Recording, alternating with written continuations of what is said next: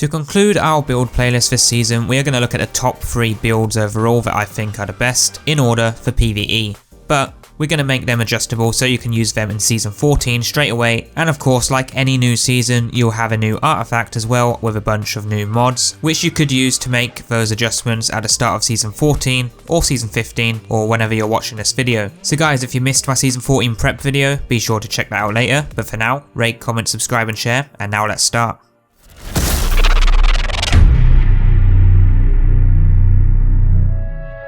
So we're going to get straight into it, and I will mention that if you want to see the full in-depth build setup of these for Season 13 currently, you can check out the related builds. There will be cards popping up on screen at the start of each showcase, as well as links in the description. But starting in 3rd place, we have the Hunter's Infinite Ability Build with Omnioculus. Now this build is no joke in endgame activities, because you can just spam abilities constantly as long as you have 2 teammates that you can consistently make invisible. My specific video for this goes in depth about how you can make this build the best for Season 13, so go check that out if you want. Now I'm not going to repeat myself with the exact same thing, as you can see that in my other video, so I'm just going to point out what you ideally want, and then when the next season starts, you can adjust the build with any new mods that arrive. So straight away, throw on the Void Bottom Tree Tether with your Vortex Grenade and Gambler's Dodge. Then you'll want, of course, the Omnioculus Exotic chest piece, which will give you those infinite melee invisibilities, and because of you permanently making allies invisible, you're gonna get pretty much unlimited grenades, but when you damage enemies with that grenade, you'll get melee energy. Not really essential, but it does help when you screw yourself over and miss an ally with bad aim. In short, you're basically just chaining abilities, but as long as you can hit both allies with an invis melee, you'll get unlimited grenades and your melee straight back. Now the weapon choice, you want to go with Divinity, because it's a support build that works really well, but you can use whatever you want. Then use your preferred Charge of Light mods. For Season 13 it really doesn't matter, but you can watch my Season 13 build video for this if you want to make the build the best it can be currently. However, slot on relevant champion mods and try to aim for max mobility so you can dodge near an enemy more often to get your melee back if you can't hit both allies with invis, and get some strength with you to top that off. If you can rely on your team being together and have good communication, then the only thing you really need for this build to work effectively is just the exotic chest piece. This hunter build is good for activities of all difficulties, but requires at least one other guardian with you to make it worth using. I do have a solo invisibility build version, that video is in the playlist along with all 25 build videos linked below.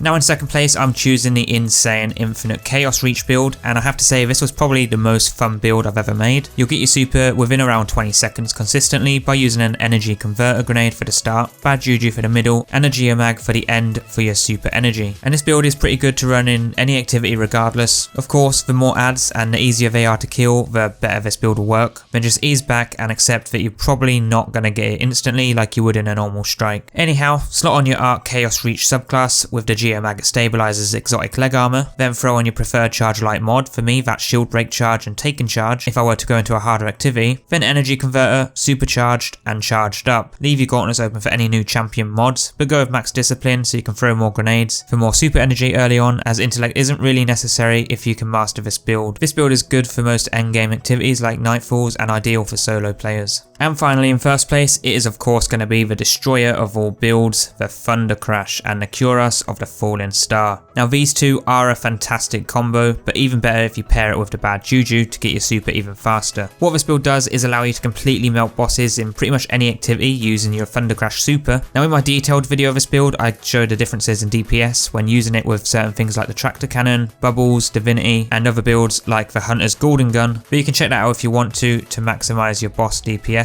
this season. However, moving into Season 14, we're recreating this build's base setup for any new mods and artifact mods that could potentially enhance this build. So start by throwing on that Titan Arc Thundercrash and your Curiass of the Fallen Star exotic armor. Now pre-season 14 I recommended using an SMG and shotgun with this build, but instead moving into season 14 I'm actually recommending that you use the bad juju, as this will help get your super a lot faster. Or if you're going into Nightfalls, GMs or any hard activity, then your good heavy options are Anarchy or the Lament, with your preferred weapons that suit the new season 14 champion mods. For your armor in no particular order, throw on your preferred Charge of Light mod to become Charge of Light, along with Energy Converter, Supercharged and Charged Up, so you can get your super faster. Leave your Gauntlet mods empty so you can slot on the related champion mods when available and adjust to what's needed. Stats, Max Intellect preferred, then Discipline. Now this build is good for all types of activities, but using it on a Grandmaster boss and not killing them will probably result in instant death, so just play it smart and with care, or you'll probably just get yeeted into a wall for a painful death. So guys, that is all. Next you want to check out my season 14 prep guide for everything you need to prepare for the next season, but for now, rate, comment, sub and share, and let me know what your top 3 builds are this season, and whatever you get up to, I'll see you in the next one.